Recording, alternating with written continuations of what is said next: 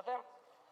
Στα επόμενα λεπτά θα σας μιλήσω πολύ γρήγορα για το τι έχουμε κάνει εμείς στην JMK, την εταιρική κοινωνική μας ευθύνη, πώς έχουμε υλοποιήσει, τι έργα έχουμε υλοποιήσει, αλλά κυρίως θα σας πω τι συμπέρασμα βγάζουμε από αυτό που ο καθένας μπορεί να ωφεληθεί και κυρίως για ένα καλύτερο κόσμο.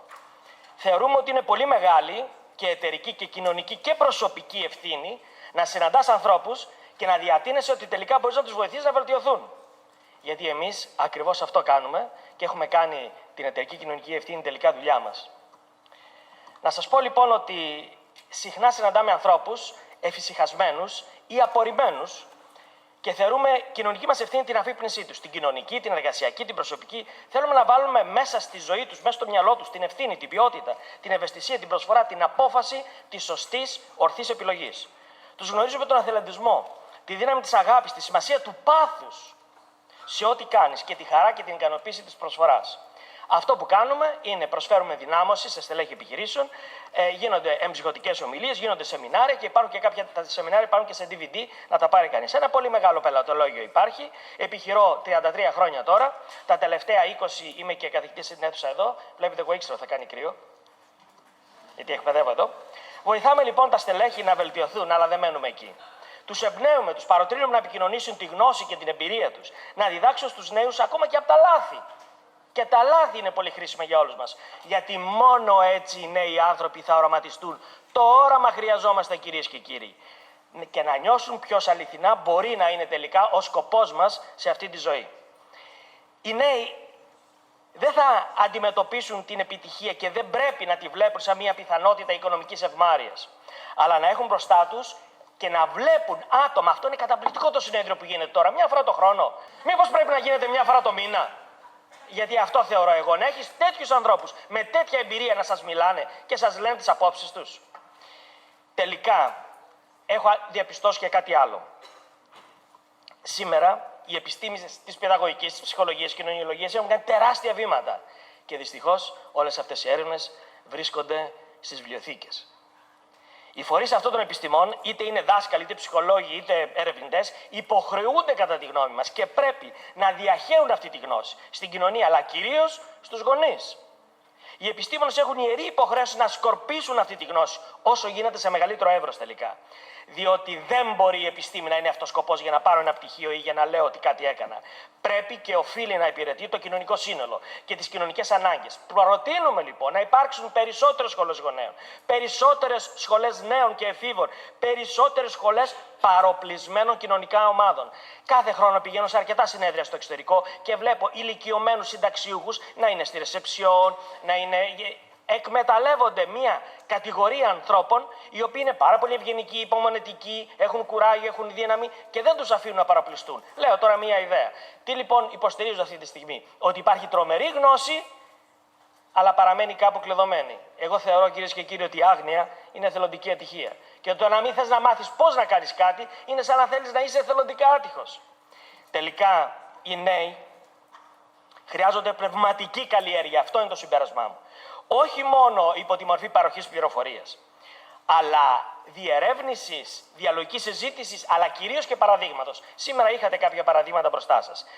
Οι νέοι πρέπει να δουν εμάς που έχουμε αυτή την εμπειρία να προσφέρουμε, να συνεργαζόμαστε, να είμαστε κοινωνικά υπεύθυνοι, να σεβόμαστε, να μας δουν να διαβάζουμε και να ερευνούμε όποια και να είναι η ηλικία μας, προκειμένου να μας αντιγράφουν. Γιατί τα παιδιά αντιγράφουν τους γονείς. Και από αυτή την πνευματικότητα που σας περιγράφω πηγάζει η ηθική, οι αρχές και οι αξίες. Ο μπούσουλας δηλαδή για μια ευτυχισμένη ζωή. Η ζωή χρειάζεται αυτό το ηθικό πνευματικό πλαίσιο, όχι μόνο το νομικό. Διότι αν απουσιάζει, τότε έρχεται η αβεβαιότητα, τα ερωτηματικά, ο φόβος και η κατάθλιψη. Ναι, όταν οι άνθρωποι δεν έχουν όραμα, εκεί το ρίχνουν. Τελικά, 20 χρόνια, τι έχουμε κάνει? Πάνω από 250 έργα εταιρικής κοινωνικής ευθύνης, αυτά όλα είναι δωρεάν. Αυτό είδαμε ότι αντιστοιχεί περίπου ένα στο μήνα και πάνω από 100.000 άτομα ωφελήθηκαν από αυτές τις ενέργειες. Τώρα, αν είναι να βάλουμε και το επάγγελμά μας, αυτά είναι δεκάδες χιλιάδες όλα αυτά τα έργα που έχουν γίνει. Απλά λέω η προσφορά μας μόνο. Στην αρχή βοηθούσαμε χωρίς πρόγραμμα. Βοηθούσαμε συλλόγους, σχολεία, σε αυτά που σας είπα. Πανεπιστήμια, MKOs, νοσοκομεία, σε πάρα πολλά νοσοκομεία κάνουμε εκπαίδευση. Το τελευταίο όμως την τελευταία δεκαετία τελικά βγάλαμε ένα πρόγραμμα, βγάλαμε λογότυπο και βοηθάμε τελικά όλους αυτούς συγκεκριμένα σε τακτικά χρονικά διαστήματα. Πρέπει να σας πω ότι όταν ξεκίνησα να επιχειρώ το 1982, αναρωτήθηκα κι εγώ τι να κάνω στην κοινωνία. Επειδή έχω τη δυσχρωματοψία και επειδή έχω ασχοληθεί με τη φωτογραφία, τελικά έκανα εκθέσεις φωτογραφίες και δόριζα όλα τα έσοδα στην ιατρική έρευνα για τη δυσχρωματοψία. Και άρχισε τότε ο τύπος να γράφει ότι ναι, τα δίνει για το ιατρικό σκοπό, για έρευνα, είναι καταπληκτικό αυτό που γίνεται, όλες οι φωτογραφίες, όλα τα έσοδα θα δοθούν εκεί. Την επόμενη δεκαετία πέρασα λίγο πιο πνευματικά. Έζησα και στο Ισραήλ, επισκευόμενος και το Άγιον Όρος, και κατέληξα ότι χρειάζεται πνευματικότητα. Έγινα κατηχητής, σπούδασα στην Αρχιεπισκοπή, να διδάσκω τα μικρά παιδιά πώς θα βρουν αγάπη. Γίνεται, ο καθένας σας μπορεί να το κάνει. Μεγάλη λοιπόν δραστηριότητα στο τελευταίο δεκαετές πρόγραμμα, προσφορά σε νέους, σε κοινωνικά ευαίσθητες ομάδες, ξεκινώντας από την ανάγκη μας να προσφέρουμε. Αλλά και από το βήμα που μας έδιναν διάφορα πανεπιστήμια, διάφοροι οργανισμοί, σώμα Ελλήνων οδηγών βλέπετε εδώ.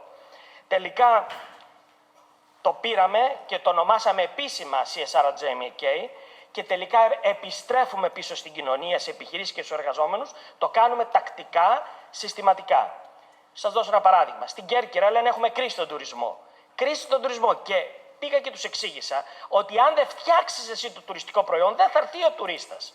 Και όμως αυτοί έλεγαν γιατί σταμάτησε ο Αγούδημος το πλοίο. Και μου λένε κύριε Καλογεράκη, επειδή έχουν έρθει οι τηλεοράσεις και τα κανάλια, πείτε να μας χαρίσει η κυβέρνηση το ΦΠΑ, πείτε να μας χαρίσει η ΔΕΗ, ο ΟΤΕ. Μα να σας τα χαρίσει επιβιώνεις. Δεν φέρνεις έτσι πελατεία, δεν φέρνεις έτσι τουρίστες. Λάθος το έχετε σκεφτεί. Και άρχισα να φωνάζω και ευτυχώς οι δημοσιογράφοι τα πήραν, τα έγραψαν. Γίνεται, μπορούμε να τα καταφέρουμε. Αυτό που ακούσατε νωρίτερα τα παραδείγματα. Η Διευθύντρια Επικοινωνίας της JMK μιλάει σε γονείς ότι χωρίς πάθος δεν μπορούν να εμπνευστούν τα παιδιά. Το πάθος τα αλλάζει όλα. Passion changes everything. Επίσης, χρόνια τώρα στα συνέδρια του Economist, στα συνέδρια εταιρικής κοινωνικής ευθύνης, φωνάζω ότι πρέπει να γίνει εταιρική κοινωνική ευθύνη σωστά. Γιατί ο κόσμος πιστεύει ότι την εταιρική κοινωνική ευθύνη θα την κάνει ο υπεύθυνος εταιρικής κοινωνικής ευθύνης, ή ο πρόεδρος, ή ο διευθυντής marketing, ή δημοσίων σχέσεων. Ο καθένας μας πρέπει να γίνει υπεύθυνος. Και στην τρίτη φορά απεφάσισα να τολμήσω να αλλάξω το λογότυπο και αντί για ΕΚΕ να το ονομάσω ΕΑΚΕ. Το πρότεινα για πρώτη φορά εκεί και λέω: αν δεν βάλουμε εταιρική και ατομική κοινωνική ευθύνη, ο καθένας νομίζει ότι αυτός δεν έχει ευθύνη, δεν πρέπει να κάνει, δεν νιώθει. Πηγαίνω σε προσκόπους και τους εξηγώ αυτά που σας λέω τώρα και βλέπω ότι αυτοί το έχουν ήδη στο DNA τους. Αυτοί είναι ήδη φτιαγμένοι για αυτά τα πράγματα. Αλλά δυστυχώς φθήνει ο προσκοπισμός. Γι' αυτό πηγαίνω σε σχολεία και μιλάω σε παιδιά, μιλάω σε γονείς, μιλάω σε δασκάλους. Εδώ είναι κέντρα ξένων γλωσσών. Κάνω μαζί με την Τένια Μακρύ, κάνουμε διάφορα και μιλάμε για τους γονείς. Πώς μπορούμε να εκμεταλλευτούμε την κρίση, πώς να μιλήσουμε στα παιδιά μας για την κρίση, να τα βγάλουν πέρα από αυτό. Και έρχονται καμιά φορά παιδιά, με το ζόρι καμιά φορά, δεν είναι πάντα ευχαριστημένα, το είδατε εδώ. Λοιπόν, και τελικά μαθαίνουν και παίρνουν κάτι από την εμπειρία των μεγάλων. Οι άνθρωποι πρέπει πάντα να είναι σε πρώτο πλάνο. Μεγάλη ευθύνη οι δάσκαλοι, μεγάλη ευθύνη και οι γονείς. Το φωνάζω αυτό και κάνω κι εγώ όσο μπορώ το μικρό μου το αποτύπωμα σε αυτόν τον κόσμο.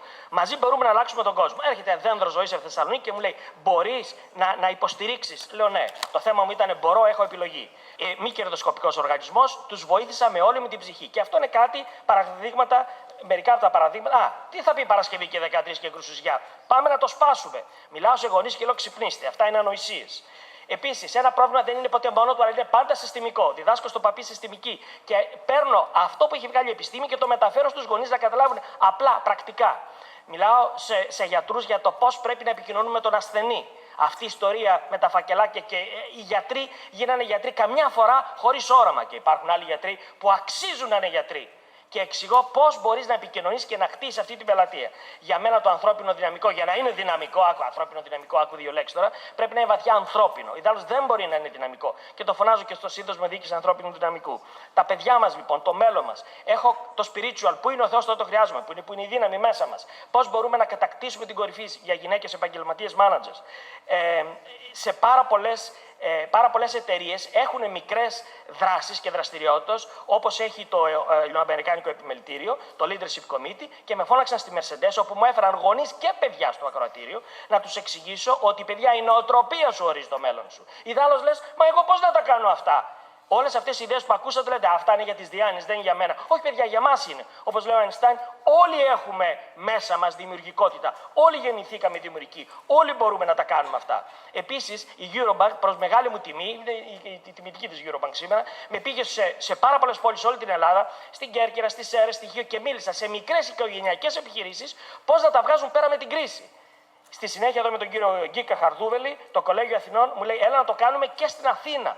Γιατί αυτό το έχω κάνει σε όλη την Ελλάδα και δεν το έχω κάνει στην Αθήνα.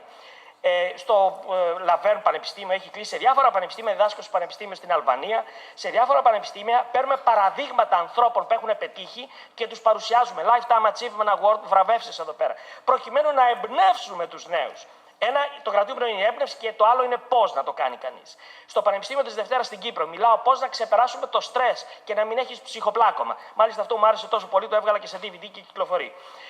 Με βλέπετε, είμαι λίγο τρελαμένος. Εδώ είμαι στο Πάντιο, στο αμφιθέατρο, όπου εξηγώ στους φοιτητές, πήγα να κάνουμε η παρουσίαση σε 5 λεπτό και ήταν 4 ώρες η συζήτηση και οι ερωτήσεις. Διότι μ' αρέσει και εγώ, το ζω και πάω και στην ΑΕΣΕΚ. Πάω στην ΑΕΣΕΚ και μιλάω σε φοιτητές, αναγνωρίζω κάποιους από εσάς, πως η νοοτροπία μου είναι αυτή που ορίζει το μέλλον μου. Και το κυριότερο, αυτή είναι τώρα η απάντηση στην κοπέλα που ρώτησε πριν. Μπορούμε να αναπτύξουμε τη δημιουργική μας νοημοσύνη. Διδάσκεται. Το έκανα για μία εβδομάδα στο Αριστοτέλειο Πανεπιστήμιο, το έκανα για μία ώρα εδώ πέρα στην ΕΕΣΕΚ, αλλά ξέρω πώς να το κάνω. Ο Ντεμπόνο είναι αυτός που το έχει διδάξει παγκοσμίως. Κώστας Μαγνήσαλης είναι ο Έλληνας Ντεμπόνο, που με δίδαξε, συγχωρεμένος δυστυχώς. Ιωάννης Παπαρηγόπουλος στη φιλεκπαιδευτική εταιρεία και κανείς άλλος δεν διδάσκει δημιουργική σκέψη. Και όμως αναπτύσσεται και την έχουμε όλοι μέσα μας. Αλλά αν δεν έρθει κάποιος να μας το δείξει, δεν βγαίνει μόνο του, δεν γίνεται. Μιλάω στους ανθρώπους που θα πάνε να στελεχώσουν τα ξενοδοχεία μας και τους εξηγώ ότι χωρίς ήθος, πάθος, λόγος, η Αριστοτέλειος λογική αν την αναγνωρίζετε, χωρίς ήθος, πάθος, λόγος δεν μπορείς να είσαι πραγματικά επιχειρηματίας. Πρόσφατα μίλησα σε μαμάδες πώς να κάνουν coaching τα παιδιά τους στη Χαλκίδα. Να κοουτσάρουν τα παιδιά τους, να τα βγάλουν πέρα. Συχνά βγαίνω στην τηλεόραση και φωνάζω, όπως με ακούτε τώρα και φωνάζω. Βγαίνω σε σχολεία, μιλάω σε γονείς. Σε τηλεόραση στην Κύπρο. Η Κύπρο κάθε φορά που βγαίνω γιατί βλέπουν ένα μικρό όφελος που υπάρχει. Φωνάζω συνεχώς για ότι μπορούμε, όταν συγχωνεύτηκαν η Τράπεζα Κύπρου και η Λαϊκή, υπήρχε μεγάλο θέμα. Ψυχοπλάκωμα. Και πρέπει να βοηθήσουμε τους ανθρώπους να διακριθούν. Γίνεται και να φτιάξουν όχι μόνο δικές τους εταιρείες, αλλά να διακριθούν στον χώρο τους. Το δε δυσκολότερο πράγμα που έχω κάνει είναι να διδάξω ηγεσία στο στράτευμα. Εκεί όπου ο ηγέτης δεν το κάνει για να βγάλει χρήματα, αλλά ο ηγέτης πρέπει να εμπνεύσει άλλους να δώσουν και τη ζωή τους. Γίνεται, κυρίες και κύριοι. Ήταν το δυσκολότερο project που έχω αναλάβει να διδάξω ηγεσία στο στράτευμα. Από τότε το κάνω κάθε χρόνο αρκετές φορές. Γίνεται. Γίνεται και έχει να κάνει με τον άνθρωπο που είναι μέσα μας. Στο Μάλεμε, στο δεύτερο παγκόσμιο πόλεμο, όταν βγήκαν οι κριτικοί, ναι, πέφτανε οι Γερμανοί, βγήκαν οι κριτικοί, δεν πολεμάγανε οι κριτικοί γιατί το είπε ο Λοχίας, πολεμάγανε γιατί το έλεγε η καρδούλα τους, γιατί θέλανε μια ελεύθερη Ελλάδα. Και ο λόγος που εμείς σήμερα δεν μιλάμε γερμανικά, τουρκικά, περσικά και βενετσιάνικα είναι γιατί οι πρόγονοί μας σηκωθήκαν από την καρέκλα και τον καναπέ και κάναν κάτι. Δεν καθότανε και λέγανε αουά. Γι' αυτό είμαστε εμείς σήμερα ελεύθεροι. Και πρέπει να συνεχίσουμε αυτό το παράδειγμα. Μιλάω πώς να έχεις μια καλύτερη μέρα στο Better Life Day. Αυτό υπάρχει και στο YouTube. Μπορείτε να πάτε να το δείτε. Είμαστε άνθρωποι από όλο τον κόσμο που μοιραζόμαστε το ίδιο πάθος και την ίδια όρεξη. Μίλησα στο ΠΑΠΗ, στο Πανεπιστήμιο Πειραιά, για το πώς τελικά μπορεί κάποιος να μην τα βλέπει μαύρα στη ζωή του. Λέει να πάρω ένα πτυχίο και να το κάνω τι. Όχι ρε παιδιά, εγώ έμαθα ότι μπορείς. Όχι μόνο να ευτυχήσεις και να βγάλεις χρήματα. Είναι στο YouTube, μπορείτε να τη δείτε, είναι ελεύθερη. Παιδιά, ακούστε. Τελευταίες λέξεις Σοκράτη. Διαγώνισμα στο Harvard Business School Ιούνιος 2000. Το διαγώνισμα έλεγε: σχολιάστε τις τελευταίες λέξεις Σοκράτη, πώς και αν εμπλέκονται στη σημερινή επιχειρηματική πραγματικότητα. Ο φοιτητής που πήρε άριστα κατέληξε ότι good ethics is good business τελικά. Η ηθική, και δεν μιλάει κανείς εκτός από κάποιους προλαλήσαντες, δεν μιλάνε σήμερα για αυτή την ηθική. Τελευταίες λέξεις Σοκράτη. Αν δεν τις ξέρατε, τις βλέπετε. Κρήτονα, χρωστάμε ένα κόκορα στον Ασκληπιό. Θα θυμηθείς να πληρώσεις το χρέος. Όχι να την κάνεις τώρα που φεύγω εγώ, τον κόκορα μην ξεχάσεις. Αυτό είναι το ήθος. Πέθανε ο άνθρωπος. Αλλά λέει το σωστό. Τελικά, αυτό είναι κάποια slide που διδάσκω. Ήρθα πρόσφατα από τον Καναδά που τους μίλαγα για spirituality. Χωρίς spirituality δεν έχεις ενέργεια, κυρίες και κύριοι. Και το να είσαι πνευματικός δεν σημαίνει να έχεις μια θρησκεία. Μπορεί να έχεις και μια φιλοσοφία που σε οδηγεί εκεί. Όπως είχαν και οι αρχαίοι Έλληνες. Και οι θρησκείες δεν είναι να διαλέξουμε μία. Όλες τελικά. Και έχουν ένα εύρος μεγάλο. Όλες τους μιλάνε για το πώς να βρεις δύναμη μέσα σου και να την υποβάλλεις. Εγώ έχω τη δικιά μου, Ορθόδοξος είμαι. Αλλά σέβομαι τον οποιονδήποτε έχει οποιαδήποτε άλλη θρησκεία. Να σας πω επίσης ότι τελικά αυτό το spiritual quotient που διδάσκω είναι η ικανότητα να βρίσκεις ενέργεια Όταν ζεις μια ζωή με ένα υψηλότερο σκοπό από οτιδήποτε είχες φανταστεί πριν. Και ασχέτως από τη θρησκεία έχεις, τελικά να ζεις ζωή με σκοπό, γιατί αυτό σου δίνει ευτυχία. Το Harvard έχει δημοσιοποιήσει ότι πρέπει να έχεις φυσική ενέργεια, να έχεις συναισθηματική, να έχεις πνευματική και να έχεις. Η ανώτερη είναι πνευματική. Το μυαλό και το πνεύμα. Τα δύο τελευταία. Και αυτά τα έχει πει ο Αριστοτέλης, κυρίες και κύριοι. Πρώτος. Όταν έχεις ένα ισχυρό σκοπό στη ζωή σου, τελικά βρίσκεις ενέργεια. Η ενέργεια προέρχεται, όπως είπε ο Αριστοτέλης, από το σώμα, το πνεύμα, το μυαλό. Ναι, αλλά υπάρχει και κάτι άλλο.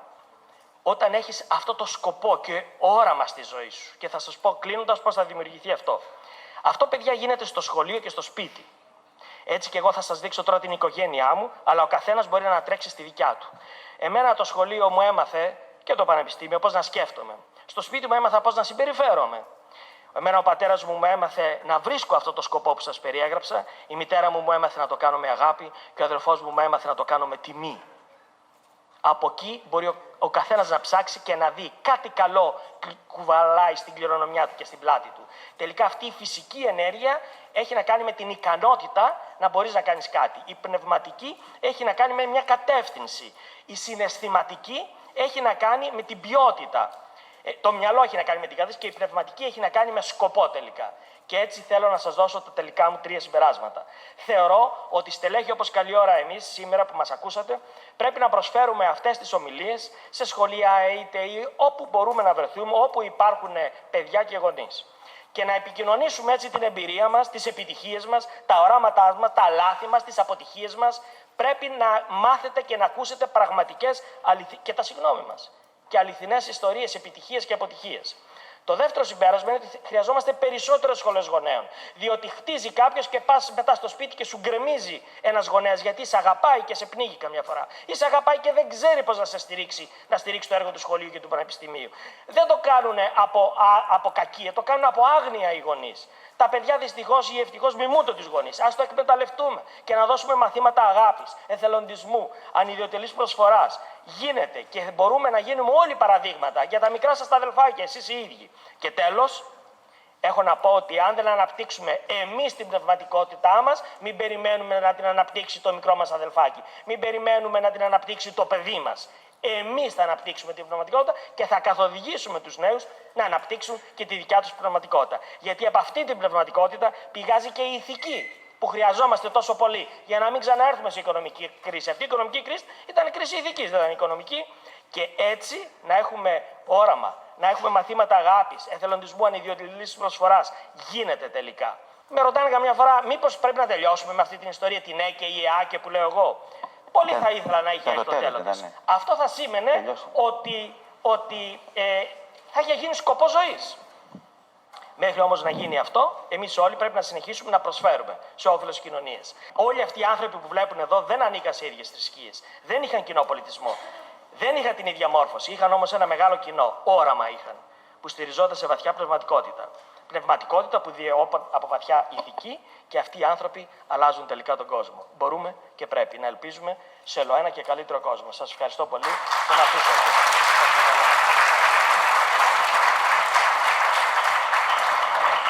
Μέσα σου και να σκεφτείς γιατί έχεις έρθει εδώ. Και τότε θα δεις σιγά σιγά να ξεδιπλώνεται αυτή η όρεξη.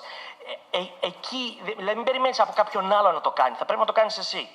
Γίνεται όμως. Γίνεται. Και όταν έχω πάρει ανθρώπους που το έχουν πετύχει και πουλάνε ένα τόσο σακουλάκι τελικά 5 ευρώ, όταν τους βάζω κάτω και τους ρωτάω, γιατί έχω την τύχη να συζητάω με πολλούς από αυτούς, τελικά τι βλέπω. Βλέπω ότι μόνοι τους ξεδίπλωσαν αυτό. Κάποιοι τους εκπαίδευσαν να το κάνουν και λέω άντε να το επαναλάβουμε, αλλά μόνοι τους το έκαναν. Οι Πυθαγόροι κάθε βράδυ που του κοιμηθούν λέγανε πι παρεύει, τι δεν έρεξα, τι μη διονού και τελέστη.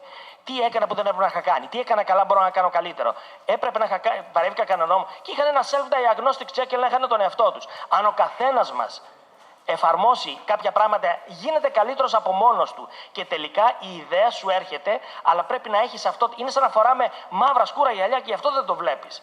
Για να τα βγάλεις αυτά έχει να κάνει με την ψυχή και όχι μόνο με τη γνώση. Η γνώση λοιπόν είναι το ένα και το άλλο είναι η πνευματικότητα, όπως προτείνω εγώ.